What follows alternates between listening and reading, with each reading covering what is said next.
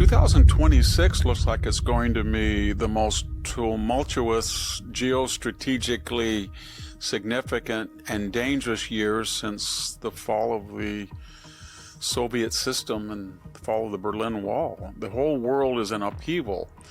Donald Trump is the catalyst of this. A lot of people, both in his base and his opponents, both here in the United States and abroad, blame him. I think a few years ago, one European diplomat said, well, he's a bull in a china shop, only he's a bull in a nuclear china shop.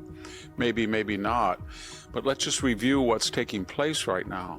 For the second time, we're bombing Iran, and this time the negotiations clearly were not going to lead to this 47-year problem resolution. Iran's theocracy has no intention of stopping nuclear proliferation. It wants a bomb to dominate the Middle East, to intimidate the petro kingdoms of the Gulf, to show its dominance over Sunni Islam, and to destroy eventually Israel, threaten Europe for blackmail concessions, and eventually us. We've known that. Every president, all 7 of them before Trump, said that, and they were going to take care of the problem or prevent it from exacerbating. None did anything.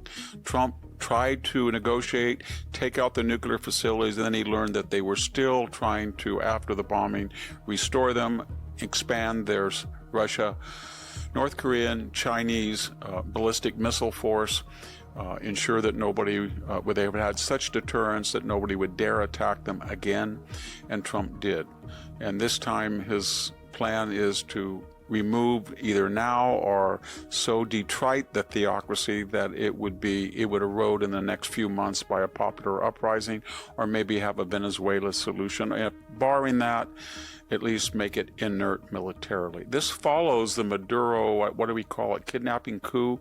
We removed this communist thug, drug lord, shipper of dangerous opiates into the United States, propped up Cuba, and was trying to spread the Chavez communist message throughout Latin America. Looked like he was succeeding under Joe Biden. Now the whole world there is different.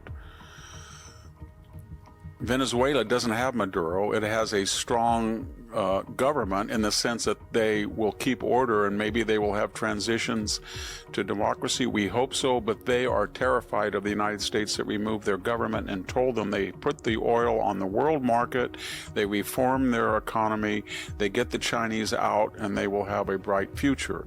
This coincides with democratic revolutions in Central America, Chile, maybe Bolivia and Peru. We'll see how those work out, and of course Argentina. So it's a whole new Latin America. It's experiencing a westernized constitutional system revolution, and it's been, the catalyst has been Donald Trump. First, by telling the Panamanians, we know what you're doing. It's not smart for you to do this, to triangulate with the Chinese. If you do it, we'll take back the canal. And he got results. And the result is China and Russia are now excluded from the Western Hemisphere. At the same time, he's pressuring the Cubans. They have no more subsidized oil from Russia. They know that their drugs that they are intermediaries in smuggling and shipping to the U.S. are being blown up on the high seas. There's no more Chavez, Maduro, free fuel, and their innately incompetent and inert economy is imploding. And Trump is basically saying, you saw what happened to Venezuela, you saw what happened to Iran, you're not halfway across the world, you're not down in South America, you're right here 90 miles away from us, and this will be a cakewalk if you don't try to reform and give your people a choice. An economic liberation, a political liberation, a cultural, social liberation. And it looks like they're going to allow American businessmen, mostly Cuban Americans, to go back in there and invest. If that happens, and you start to see offshore companies, energy development, hotels, tourism, communism will die on the vine. So what am I getting at? I'm getting at that there's a world upheaval that Donald Trump sort of took a fuse and he lit it, and things are blowing up everywhere, and everybody is paranoid and crazy, and they're thinking that he's a disruptor. And then we have the Ukraine war. And he has convinced the Europeans that you have to do two things that they don't understand. You can't buy energy from Russia. Maybe he's lifted that because the Straits of Hormuz are closed temporarily, but you can't subsidize the Russian war machine and then tell the United States that because of your suicidal energy policies, you have to do that, but you also have to have the United States step in and save you. And so we're trying to find a solution, but one of the tacks that Trump is using that's very misunderstood, he's trying to say Putin is a monster. Of course he is. Don't trust him, but I wasn't the one that started this crazy reset. I was the one that got rid of the Wagner Group. I was the one that went after the oligarchs. I was the one that got out of the missile treaty. I was the one that gave offensive weapons to Ukraine, not you. I was the one that warned you about the Nord Stream pipeline, not you, not Biden. I did. So here, if I'm going to get involved, don't demonize him, because we can weaken him and then we can flip him so that he doesn't go back into Europe, but he also triangulates against China.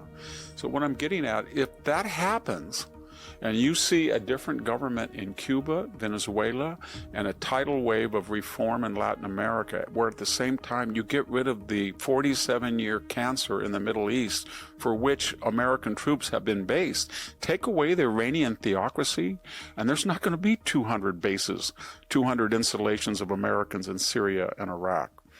So, and then you add into the combination what Cuba has done to us all these years. It's been a receptacle of American terrorists, hijackers, drug smugglers.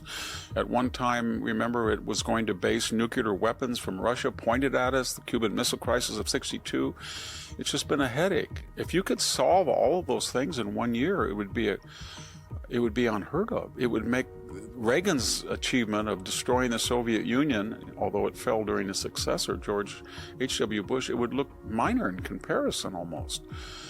And think about this very quickly. This was not necessary in Trump's political calculus. He had the midterms coming up. It's 8 or 9 months when he went into Venezuela and Iran. That took a great risk to distract attention away from the economy. The economy had been morbid under Joe Biden, and it was starting to pick up. And he was bragging about the low cost of energy.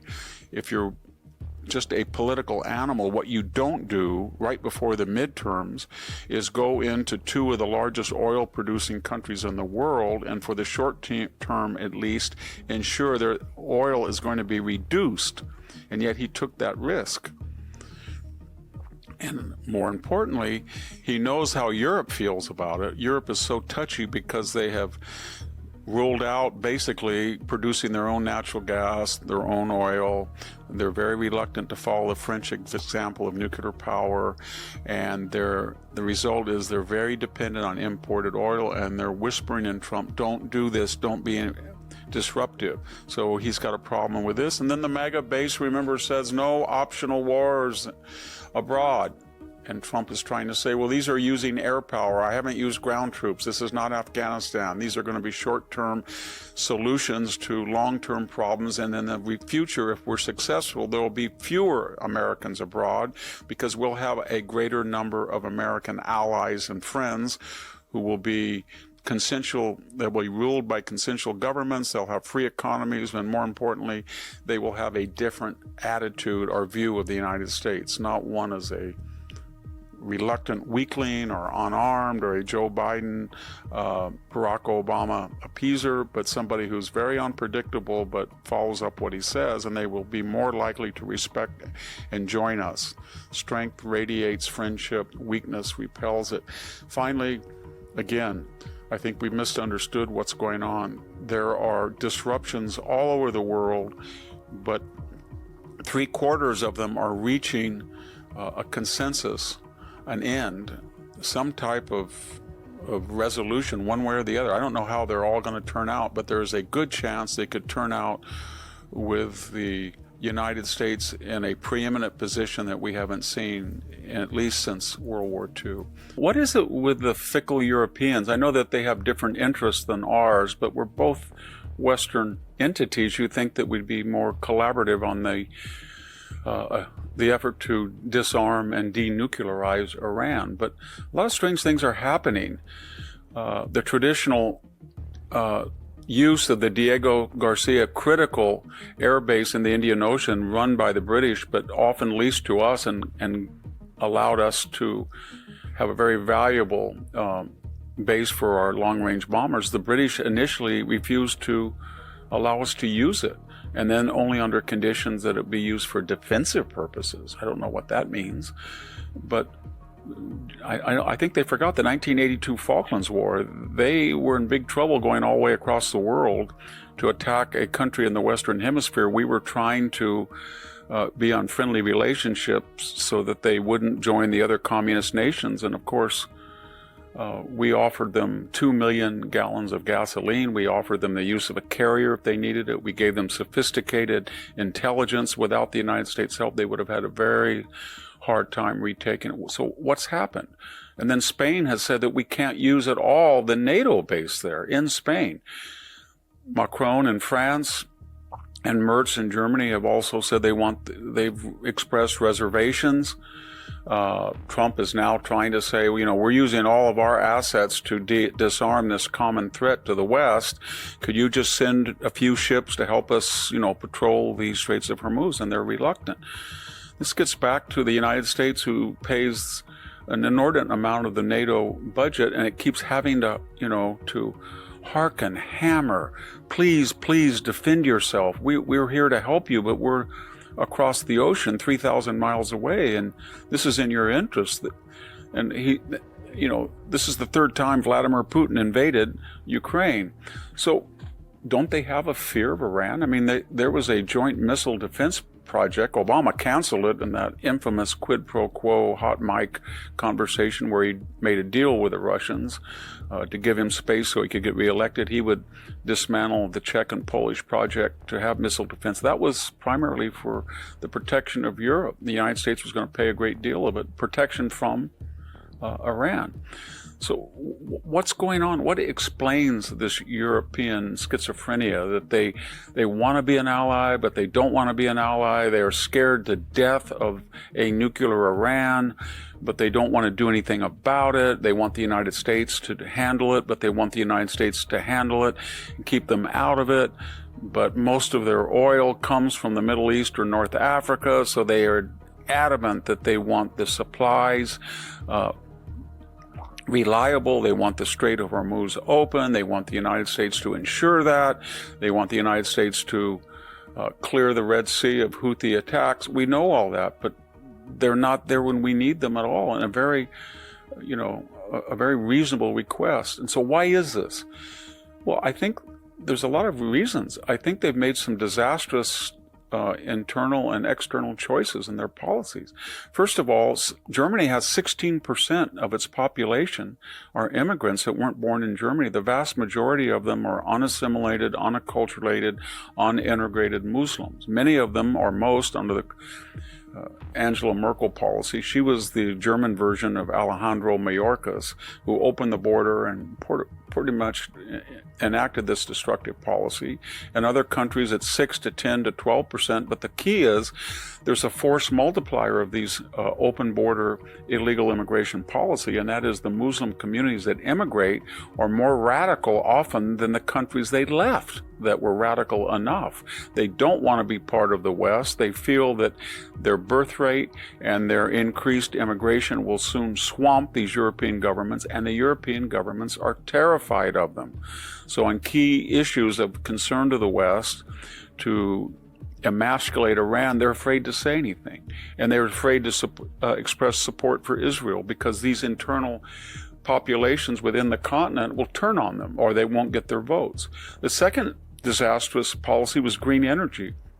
Germany and other countries, with the exception of France, have either put on hold or dismantled their coal plants. In the case of Germany, they had to restart them because they disarmed or displaced their nuclear facilities. They don't want to tap the huge natural gas deposits that are thought to be in continental Europe. They are not looking for new sources of offshore oil. They don't want any fossil fuels, no natural gas, unless we import it. They don't want to develop themselves. And the result is their energy is 2 or 3 times more expensive than their economic competitors. And they're captives of the Middle East and Russia for energy. So that has affected their political independence. Third, they thought they were at the end of history after the fall of the Cold War and the dissolution of the Warsaw Pact. So they thought they were in some type of disarmament utopia. So they more or less disarmed. So here we are with tiny little Israel with 11 million, 10 million people, and they have 300 frontline aircraft fighters, jets, that are flying every day with some of the best pilots in the world.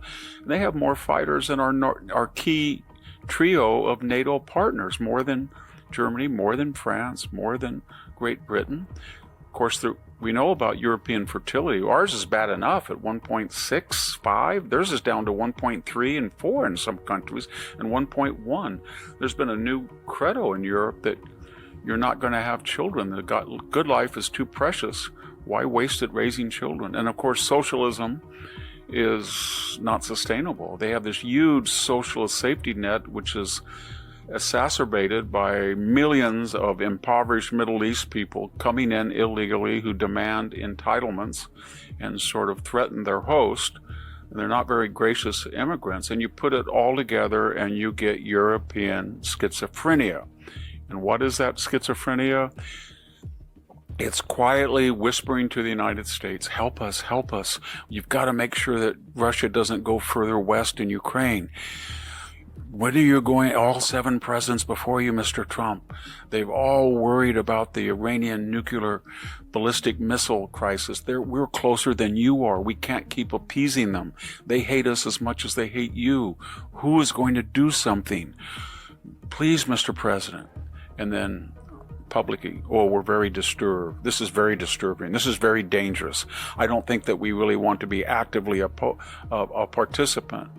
And the final irony, Europe's got a bigger population than we do, 450 million people, and its GDP is about the size of China's. So it's got huge resources and potential, even under its socialist and green energy policies, even with its open borders, even with its low fertility, with all of those crises that are self-inflicted, it still could arm itself and be a full partner. And yet it will not do it, and therefore it knows it should do it, and it knows there's things that must be done, and it wants them done, but it wants the United States to do it, so at the same time it can criticize them and triangulate against its own savior.